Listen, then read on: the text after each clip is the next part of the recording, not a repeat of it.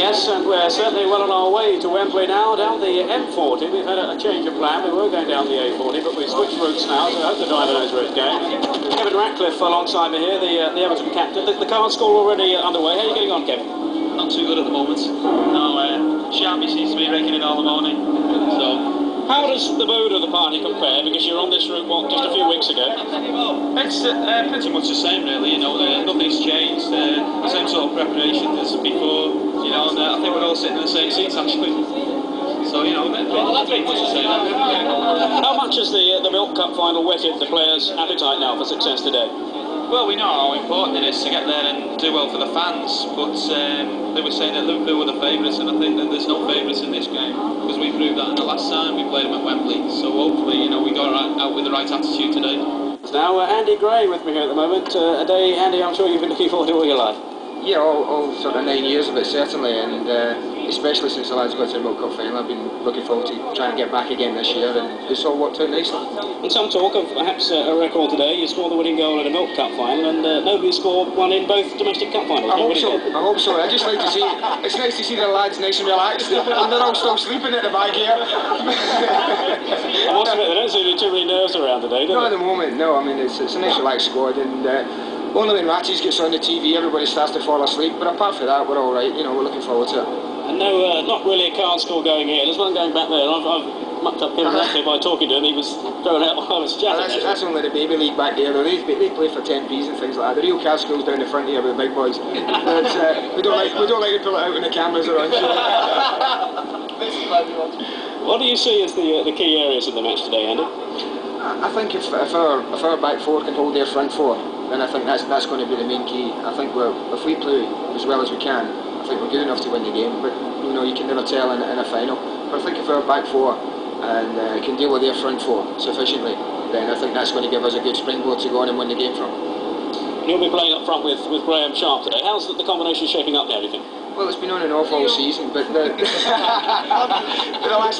last few games have been quite good. Sharpie's got to sail back on the goal scoring trail again, and that can only be good for us. And I'm hoping that he can continue. He scored in the last two, and if he can score again and today, then obviously that'll be great for us. I think the man who said it wasn't working too well was Adrian Heath, but he's not doing a bad job just behind the tip, you know. Well, left winger, you mean? He's playing well in that left wing berth. But I mean, we're a wee bit worried about his crossing. He's not really put many in the box for us so far. But we're hoping it'll come good down the night anyway. Let's move across now to Peter Reid, and a man who's really found his form this season. But I wonder, Peter, if earlier on in the season you wondered if perhaps your career really taken a nosedive. Well, I don't think you think about them things. You just try and get on with your job, keep your head up and work hard, and hope it comes right for you. And that's what's happened. You're with a good set of lads, playing with a good team, with a lot of confidence. We're going to win the cup, so what more can you say? How do you see the midfield area today? Graham Taylor says he expects you to see a lot of the ball. Well, I think every game's different, obviously, and I think it's just two teams out there, and the best one will win on the day. I don't think it's about the areas. I just think if we play better, then we'll win it, and vice versa. I don't tend to agree with the areas or everything, because I get up, I get down, like most of the lads. Bales is a defender, but he'll get up. I mean, I think it's a team against a team, and as I say, the one who plays the best will come on top. Who would you see today as the key players in the Watford side? People keep saying they don't have a midfield. Obviously, they're a good side, you wouldn't be here otherwise, and it's all about a team game. Obviously, Mo Johnson scores goals, two wide men are good players, but they're dangerous off dead ball situations with the big boy Riley, so you can go on all day, so it's just down to like you doing the job. They've got a few dangerous men, we have. 5 or 6 minutes away from Wembley. John Bailey in front of me has gone to sleep.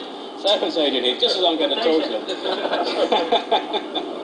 John, very much, of course, the arch-joker in the camp. What have you been up to today? What have been your tricks today? Nothing special. We had another joker down this morning, Freddie Starr, called at the hotel this morning, so he's took over for me.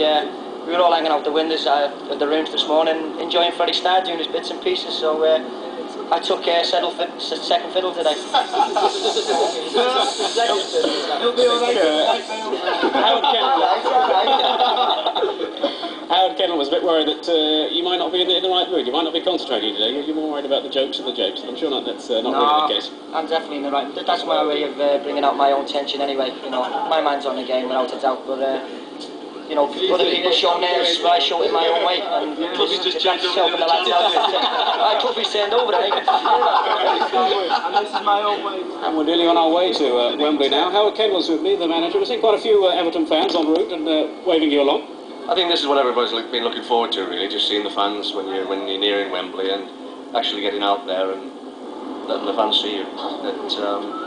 I remember the Milk Cup, and it was absolutely superb, all the way on the roads, and they were all waving and shouting and whatever. And we're looking forward to it. Your players I'll have to wake around them up you in a little are while. yawning at the moment. Yeah. They really are a hard lot to control, Howard. You've done a good job, I think, really. There'll be no problems. I mean, it's part of the build-up. I mean, they've been relaxed. At the same time, they know what job they've got to do today. Anyone see me pants? We're now just, I would think, a couple of miles or so from the stadium, perhaps even less now, looking out the window. There's plenty of blue and white hats around. I haven't seen too many Watford supporters at the moment, Howard.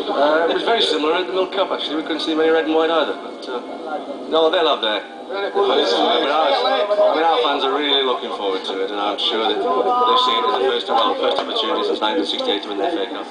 Your memories flow back to your appearances in the Cup finals as a player. I wonder what the journeys were like in those days of the Cup final. Well, very similar. What amazed me was the return journeys.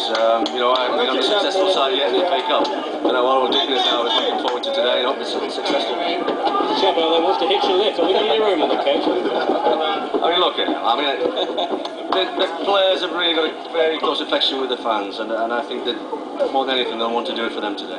There's a story of one chap who was queuing this week. It was asked how long he'd been queuing, and he said 14 years. That's right, that's right. He's been for his ticket. But he's got a tremendous sense of humour. Tremendous. No, as I say, they've been waiting for so long, and we want to provide it. What do you think is going to be going through your mind when you walk down the tunnel? Graham Taylor was saying how he was visiting family and friends and all those people who supported him over the years. Well, yeah, I think you do feel for them. I mean, you respect them, you admire them. I mean, they've followed you through the good times. And actually, that's the easy thing to do. But when they've followed you through the bad times, this is a little bit of a reward for them.